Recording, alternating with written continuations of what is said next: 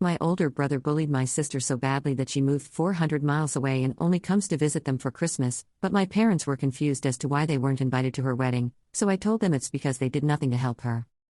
So, my 37F brother Mike, 35M, is a knob. Always has been and always will be. He has been baby to the point of uselessness by our mum and dad, and that's made him an entitled slob.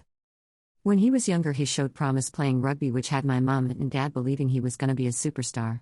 The problem was, though, that he never had the work ethic to fully fulfill his potential. However, this meant that he was the golden boy of the family and he could do wrong in my parents' eyes. He was a bully at school, which they brushed off as other kids making up lies, but he was an even bigger bully at home to our younger sister, Kelly 31F. He would constantly prank her, which basically meant he would do anything he could embarrass her, including things like pulling her dress up in front of the whole family at a wedding when she was 15. Mum and dad just said it was siblings being siblings, but the rest of the family were mortified by his behavior. I did try and stick up for my sister, and it worked to a certain extent, but after I went away to uni, there wasn't much I could do as mum and dad just don't listen to anyone. It got so bad that when she was 18, my sister gave up going to her dream university, St. Andrews, and instead moved to London to go to the Imperial College London. This was a huge shock to all of us, as she had been talking about St. Andrews since she started high school at 11. When I asked why, she said that St. Andrews was too close to home and she would be expected to go back home more often, but if she went to London she would only have to go home for Christmas. This broke my heart. After she left, she did exactly that. The only time she was home was Christmas and when I got married. This really annoyed mum and dad, as they said she was abandoning the family. I kept my mouth shut and just let them whine occasionally, as I didn't want an argument. After graduating from uni, my parents expected her to move back home, but she didn't. She got a job working in southern England and stayed down there. We are from Scotland for reference. 6 years ago, Kelly met a great guy, Jake, 30M. The day she met him, she called me gushing about him, and I've honestly never heard her speak about anyone the way she does him. I've met him several times when I've gone down to visit Kelly, and he's great. Good looking, funny, great job, his family are lovely, and most importantly, he treats Kelly like she hung the moon. It's very cute. After she met him, she cut down how much she came home even more, as she spent the first Christmas with his family and then the pandemic happened, so she ended up not coming home for 3 years. Her first Christmas home, Mike started his usual spiel, trying to be their center of attention. When it didn't work out as well as he wanted, as most of the family were more interested in getting to know Jake, he then tried to prank Kelly. He got a big bowl of water and was going to pour it over her. Jake saw what was happening and stepped in front of Kelly, telling Mike to not even think about it. Side note, Jake is 6'3" and has been doing martial arts since he was 4, so he can be very intimidating when needed. Mum and dad tried to play it off as a harmless prank, but Jake was having none of it. Mike started whining about it just being a prank, and Jake told him that if he pranked Kelly one more time, he would prank Jake by putting his foot up his arse and his fist down his throat. Kelly and Jake left about an hour later, but after that Mike, Mum and dad all had an issue with Jake. Kelly hasn't been back home since. That leads us to now. Kelly and Jake are getting married. They sent out invites in February for August. However, they didn't invite Mike. Mum and dad are obviously incensed by this and had a huge argument with Kelly. They threatened not to go, and Kelly just said no problem, she would get granddad to walk her down the aisle. I went around to their house on Saturday with my kids. Immediately my mum started complaining about Kelly and the wedding. I sat and listened for a while before I'd had enough. I asked her what did she actually expect? Her and dad have allowed Mike to be the golden child and get away with everything. Because of that, he can't keep a relationship, due to him thinking everyone should do everything for him. He can't hold down a job because every job is beneath him, and he's still living at home with zero prospects in life. The man-child is a bully who I don't trust to be around my children unsupervised. He bullied Kelly for most of her teen years, and her only escape was to move over 400 miles away and never come home. My mum got very quiet and then asked me to leave. A few hours later my dad called, going mad because I'd upset my mum and was taking the side of an ungrateful little girl instead of my parents who gave me everything. This started a huge argument between me and him, where I told him he'd been a crap dad to Kelly and didn't deserve to walk her down the aisle. I've just had enough, but now I've got extended family members telling me I've gone too far, as my mum is barely speaking to anyone and keeps crying. My granddad said it was about time I told them off, but my grandma is upset by all the arguing. So am I a jerk for telling my parents that they sucked as parents and deserve to be kicked out of my sister's wedding? Commenter: your mom's tears are her own doing. She ignores her daughter being treated like trash for years, and then instead of owning it she tries to play the whole woe is me, I'm crying so you can't possibly be upset with me. It's actually pathetic, and your sister is better off far away from your family. Maybe you could join her and also get away from the toxicity. Not a jerk. Update 1. Hi all, that post took off a lot more than I thought it would. There was way too many comments for me to respond to, but I tried to read every one of them. I was asked for an update, so here it is.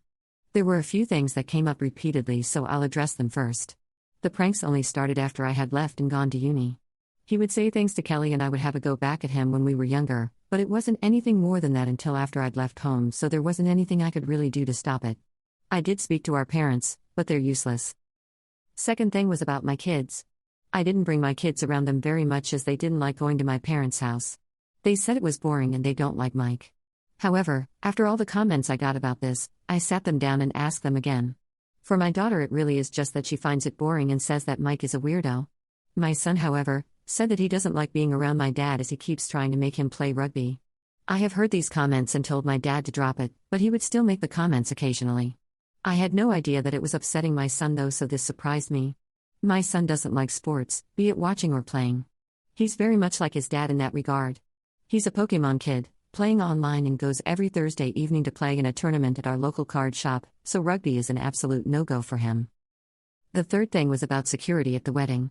I spoke to Kelly and Jake said that 2 of his groomsmen are police officers who are aware of the situation, so that won't be a problem. Lastly, there was a lot of comments about Mike being the golden child. For a bit more backstory, he wasn't really the favorite until his talent in rugby came to light.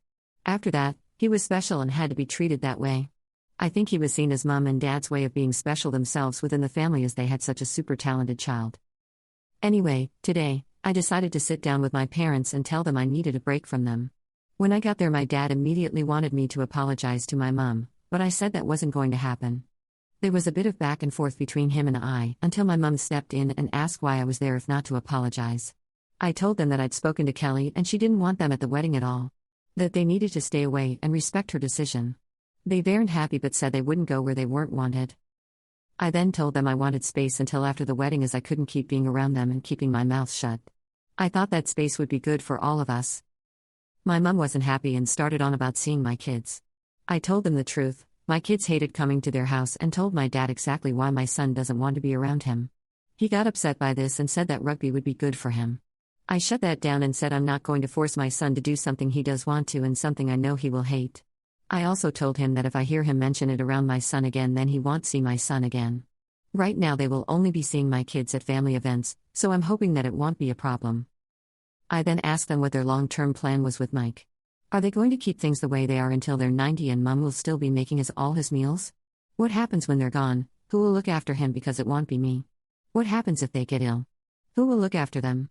Mike is incapable. Kelly lives down south and I plan on moving back to my husband's hometown 3 hours away once the kids have left home, so I can't do it. They just looked at me blankly. I really don't think that they had ever even thought about any of that before. I told them they had set Mike up to fail and now they needed to deal with it. I also told them I knew that they were leaving everything to him in their will, but that with how they have babied Mike, he would blow through that money in less than a year and then what? I could see the panic in my mom's eyes when I said that. She either hadn't thought about it or she thought I would look after him, which she now knows isn't going to happen. I also think she was shocked that I knew about their will. After me telling them what low contact with me was going to look like going forward and them not being happy about it, I left. Hopefully I've given them a lot to think about. I will check in with them from time to time, but that's all right now. I'm going to visit Kelly in the next couple of weeks, so I'm looking forward to that. My extended family have also backed off after I sent them all a text saying if they were so concerned about my mom then they could be her support system and deal with Mike the same way Kelly and I have had to for years. Not surprisingly, none of them wanted to. Otherwise, I'm going to just try and get on with things as normal. Thanks for the not a jerk verdict and all the advice, it opened my eyes to a few things that I've been brushing off. Commenter, did I miss something in this or the original post? Is Mike disabled in some way? Why on earth would Op's parents assume he'll just keep living with them until they die and then need someone to look after him? Most parents with failure to launch children they keep sponsoring seem to assume that something will magically happen to make them grow up and act like functional adults any day now. OP, no, he isn't disabled at all. My parents just keep saying he's finding himself. Update 2. So Kelly got married last weekend and everything went without a hitch. Our parents and Mike didn't even try to attend, but I know that Mom did try and contact her a few times before the wedding via other family member. Kelly wasn't interested and made that clear by not responding and or threatening the family member that they would be uninvited as well. That put an end to it. Mike is still a drain on society, according to a cousin of ours. I don't know firsthand as I've not been in contact with him at all. I've spoken to Mom and Dad once since the last post and they haven't changed, so I don't have the energy to deal with them. My kids don't miss them one bit either, so it's not been a problem keeping the kids away from them. Right now, I'm just going to get on with my life with my husband and kids. I've been talking to Kelly a lot more since all of this, which is a huge positive to come out of it. Sorry that there were no dramatics, like Mike and our parents trying to storm the wedding, but everything went smoothly. Thanks for all the comments and advice in my previous posts. Commenter: Imagine having a child smart enough to get into St. Andrews and Imperial College, both ranked in the top 10 for UK universities, usually right after Oxford and Cambridge, but you ignore her in favor of the unemployed layabout because he had a passing talent at a sport you like.